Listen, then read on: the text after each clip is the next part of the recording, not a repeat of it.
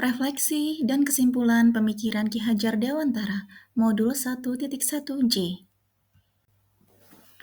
Assalamualaikum warahmatullahi wabarakatuh. Salam Guru Penggerak.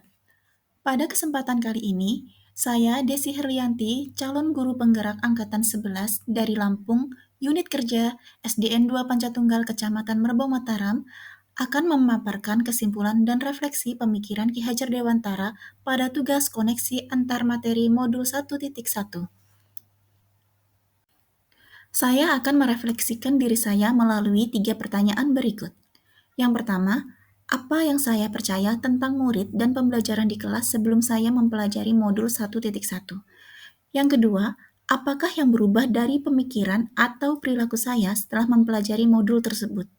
Yang ketiga, apa yang dapat saya terapkan lebih baik agar kelas saya mencerminkan pemikiran Ki Hajar Dewantara?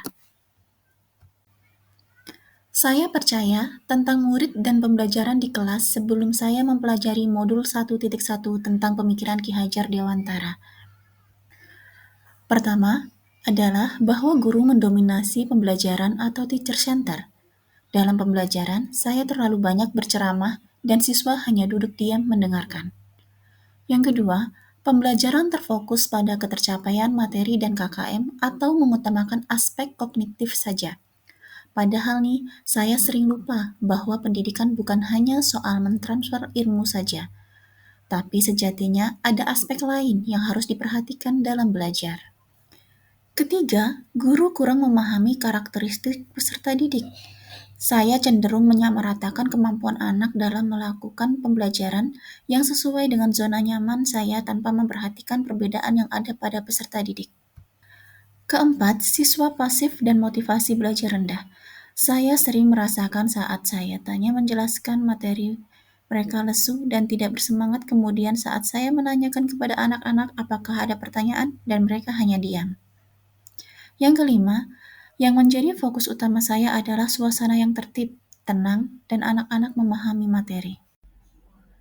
Setelah mempelajari modul 1.1, perubahan dari pemikiran atau perilaku yang saya alami adalah: pertama, merubah pemikiran bahwa guru bukanlah satu-satunya sumber belajar. Hal apapun yang ada di sekitar kita bisa digunakan sebagai sumber belajar anak. Anak bebas memilih sumber belajar dari mana sumber tersebut yang akan mereka gunakan untuk belajar. Tugas guru adalah menuntun dan mengarahkan mana yang baik dan mana yang tidak baik. Yang kedua, pembelajaran menjadi berpusat pada peserta didik. Dengan aktivitas pembelajaran yang berpusat pada peserta didik, akan mendorong siswa menjadi lebih aktif karena siswa terlibat dalam proses pembelajaran sehingga mereka dapat mengkonstruksikan pengetahuannya. Yang ketiga, lebih menghargai setiap karakteristik belajar siswa. Mereka terlahir berbeda-beda, setiap individu memiliki keunikannya masing-masing. Saya sadar dengan adanya perbedaan ini akan menjadikan pembelajaran lebih berwarna. Sebagai seorang pamong, saya harus dapat menuntun anak sesuai dengan kodratnya. Adapun perubahan perilaku yang saya alami antara lain, guru dapat mengemas pembelajaran secara menarik agar motivasi belajar siswanya meningkat. Lalu, dalam pembelajaran, seorang guru dapat memerdekakan siswa. Salah satu contohnya adalah memberikan kebebasan kepada anak untuk menyelesaikan tugas sesuai dengan minat bakat dan kreativitasnya masing-masing. Kemudian, menghargai dan mencermati perbedaan model belajar peserta didik.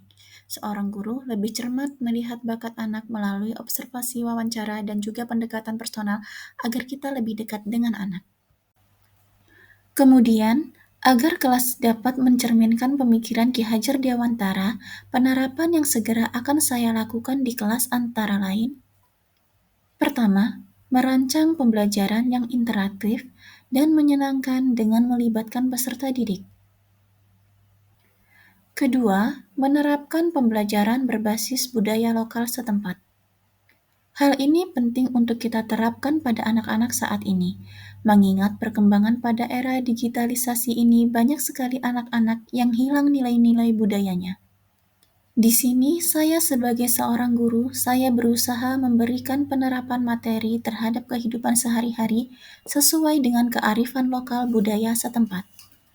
Ketiga, adalah menerapkan konsep merdeka belajar dan mengintegrasikan setiap pembelajaran dengan pencapaian profil pelajar Pancasila.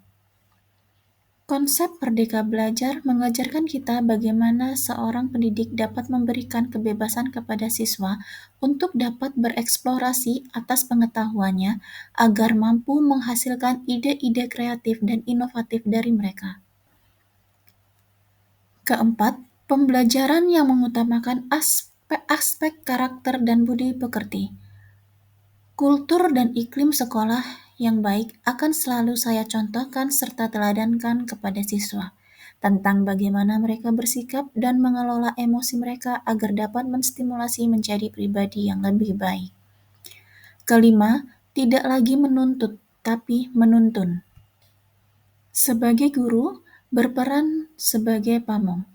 Dalam penerapannya, di kelas sesuai dengan pengajaran dan pendidikan dari Ki Hajar Dewantara, kita dapat menerapkan pola asih, asuh, dan asah. Kemudian yang terakhir, pembelajaran yang sesuai dengan kodrat alam dan kodrat zaman. Sesuai dengan pemikiran Ki Hajar Dewantara, bahwa kodrat anak adalah bermain, dan saya akan mengintegrasikan permainan, kuis, inquiry, eksplorasi, dan praktikum dalam pembelajaran agar suasana kelas menjadi lebih menyenangkan. Kesimpulan yang dapat saya sampaikan yaitu, dasar-dasar pemikiran dari Ki Hajar Dewantara harus segera kita terapkan dalam proses pembelajaran di kelas maupun di sekolah. Pendidikan adalah menuntun anak sesuai dengan minat dan bakatnya. Pendidikan bukan hanya ilmu akademis saja, namun perlu penanaman karakter dan budi pekerti yang baik. Pendidikan sejatinya adalah menghamba pada peserta didik, menuntun dan melayani. Demikianlah pemaparan saya tentang koneksi antar materi pemikiran filosofis Ki Hajar Dewantara. Saya akhiri, wassalamualaikum warahmatullahi wabarakatuh.